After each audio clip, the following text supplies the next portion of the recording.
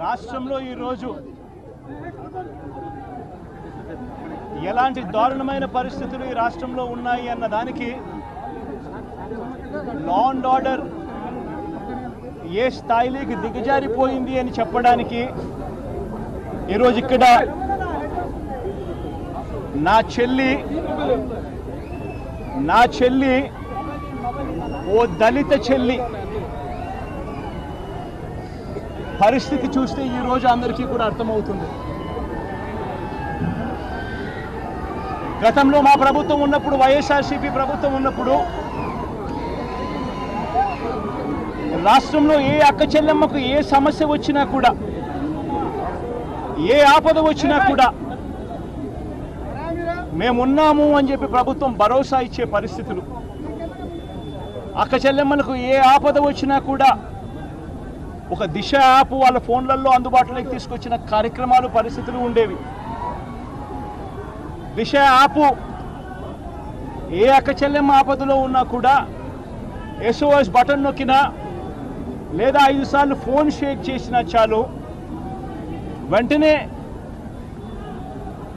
పోలీసుల దగ్గర నుంచి వెంటనే ఫోన్ వచ్చేది. ఆ ఫోన్కి ఎవరైనా రెస్పాండ్ అయ్యి ఆపదలో ఉన్నానని చెప్పినా లేదా ఆ ఫోన్కి ఎవరు రిప్లై చేయకపోయినా 10 నిమిషాల్లోనే వెంటనే పోలీస్ సోదరుడు వచ్చి చెల్లెమ్మ ఏమైంది, అక్క ఏమైంది అని అడిగే పరిస్థితి గతం. ఈరోజు రాష్ట్రంలో పరిస్థితి చూస్తే, ఈరోజు రాష్ట్రంలో ఉన్న అధ్వానమైన పరిస్థితి చూస్తే, చేసినవాడు మనవాడైతే చాలు, వాడు ఏం చేసినా కూడా పర్వాలేదు,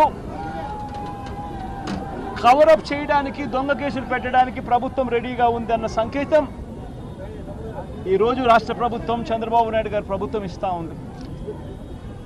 నిజంగా ఒక దయనీయమైన ఘటన ఇక్కడ జరిగింది. ఈ దయనీయమైన ఘటన నిజంగా జరిగినప్పుడు, ఇక్కడ జరిగిన పరిస్థితి ఏమిటి అని చెప్పి తెలిసినప్పుడు మనకు పట్టపగలే కనిపిస్తూ ఉన్నప్పుడు, తేటతెల్లంగా కనిపిస్తూ ఉన్నప్పుడు ప్రభుత్వం ఏ మాదిరిగా స్పందిస్తూ ఉంది అన్నది ప్రతి ఒక్కరూ కూడా ఆలోచన చేయాల్సిన ధర్మం. నిజంగా ఇక్కడ ఏం జరుగుతూ ఉంది అని చెప్పి చూస్తే, నా చెల్లెలు తాను చేస్తూ ఉన్న ఉద్యోగం, ఆ ఉద్యోగం చేస్తూ ఉన్న ప్రదేశం నుంచి ఈ నవీన్ అనే ఈ వ్యక్తి చంద్రబాబు నాయుడు గారితో కలిసి దిగిన ఫోటోలు ఉన్నాయి. ఇక్కడ స్థానిక ఎంపీతో చాలా సన్నిహితంగా ఉంటూ ఉన్న పరిస్థితులు, ఫోటోలు ఉన్నాయి. ఇలాంటి వ్యక్తి తాను పనిచేస్తా ఉన్న ఆ ప్రదేశానికి వచ్చి, ఆ ప్రదేశం నుంచి ఆ పాపను కారులో ఎక్కించుకొని పోయి తనతో పాటు ఇంకా మృగాలుగా బిహేవ్ చేసిన ఇంకా కొంతమంది అతి దారుణంగా నా చెల్లెల్ని అబ్యూస్ చేయడమే కాకుండా బాడీ నిండా కూడా కందిపోయిన మార్క్స్ కనిపిస్తూ ఉన్నాయి. ఫిజికల్గా అబ్యూస్ చేయడమే కాకుండా ప్రైవేట్ పార్ట్స్ కూడా సోలన్ అయిపోయి ఉన్న పరిస్థితుల్లో ఈరోజు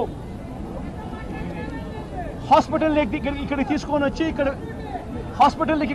వచ్చి పడేసి, ఆ తర్వాత కుటుంబ సభ్యులు వచ్చేసరికి జారుకున్నారు. హైమన్ రప్చర్ అండ్ టేర్ తో పాటు బ్లీడింగ్ కూడా, ప్రైవేట్ పార్ట్స్ సోలన్ కూడా, హైమన్ 6 o'clock దగ్గర టేరు. అంటే ఫిజికల్గా అబ్యూస్ చేయడమే కాకుండా సెక్షువల్గా కూడా అబ్యూస్ చేసి హాస్పిటల్లో పడేసి వీళ్ళు వచ్చేసరికి జారుకోవడం జరిగింది. కళ్ళ ముందర ఇది కనిపిస్తూ ఉంది. మరి నేను అడుగుతా ఉన్నా, హాస్పిటల్లో వీళ్ళ అమ్మోళ్ళు వచ్చేసరికి వీళ్ళ అమ్మతో పాటు తనతో పాటు మరో ఇద్దరు, అంతే కదా, మీరు వచ్చేసరికి తనతో పాటు మరో ఇద్దరు, అక్కడి నుంచి మళ్ళీ వీళ్ళ కళ్ళెదుటే జారుకోవడం, వీళ్ళ కళ్ళెదుటే కనిపిస్తూ ఉంది. నేను అడుగుతా ఉన్నా, ఎప్పుడైనా కూడా ఇలాంటి ఘటన జరిగినప్పుడు రాష్ట్ర ప్రభుత్వం చేయాల్సిన పని ఏమిటి?